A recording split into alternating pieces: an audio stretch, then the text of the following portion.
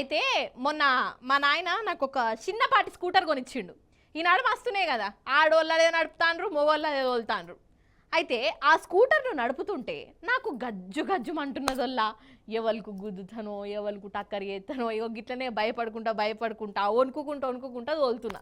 2 సార్లు పడ్డది కూడా బండి. మరి స్కూటర్ నడుపుతున్న నాకే గిట్లుంటే గాలి మోటార్ నడిపేటోళ్లకు ఇంకెట్లుండాలి కావచ్చు, వాళ్ళకు ఎంత ధైర్యం ఉండాలి కదా, గిట్లనే అనిపిస్తుంది. ఇంతకు గాలి మోటార్ ముచ్చట ఎందుకు వచ్చిందయ్యా అనంటే ఇగో గిందుకు.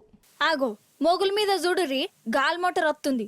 బెయ్యి బెయ్యి అనుకుంటా కేదార్నాథ్ ఉన్నది కదా, ఆడనేనొల్ల 6 ప్యాసింజర్లు ఈ గాలి మోటార్లో కూర్చొని కేదార్నాథ్కి వస్తుర్రు. కానీ అంతల్ని ఏమైందో చూడు.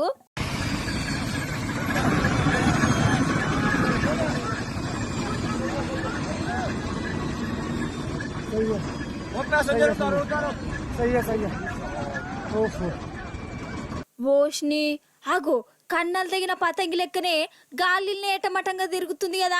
ఇవాళ గాలి మోటార్ పని అయినట్టే పో. కింది నెలకు సినిమా సమజైంది, ఆడికెళ్ళూరు కుడి పెడుతురు. ఆగర్సే ఆ గాలి మోటార్ కింద పడేనా అంటే బాంబు వేలినట్టే వేలుతుంది కావచ్చు. బ్రేకులు ఫెయిల్ అయినాయో లేకుంటే నట్లు బోల్టులే ఊసిపోయినాయో గాని గాలి మోటార్ గాయి వేస్తుంది. మరి ఏమైతుందో చూద్దాం.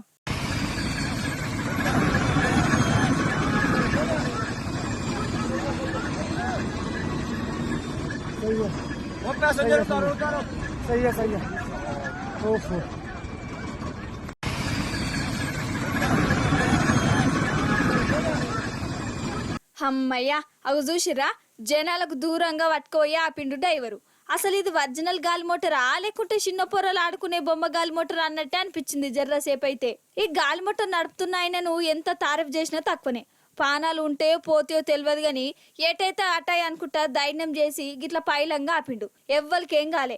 అదే నా ఆసుంటోళ్ళు అయితేనా ఆ డ్రైవర్ సీట్లో కూర్చుంటేనే సల్లటి చెమటలొచ్చు, చేతులొనుకు ఇష్టం వచ్చిన కట్టుకవుతు కావచ్చు. మొత్తానికి కిస్మత్ అంటే ఈ గాలి మోటార్లు ఉన్నోళ్ళదేపో, అంతే కదా.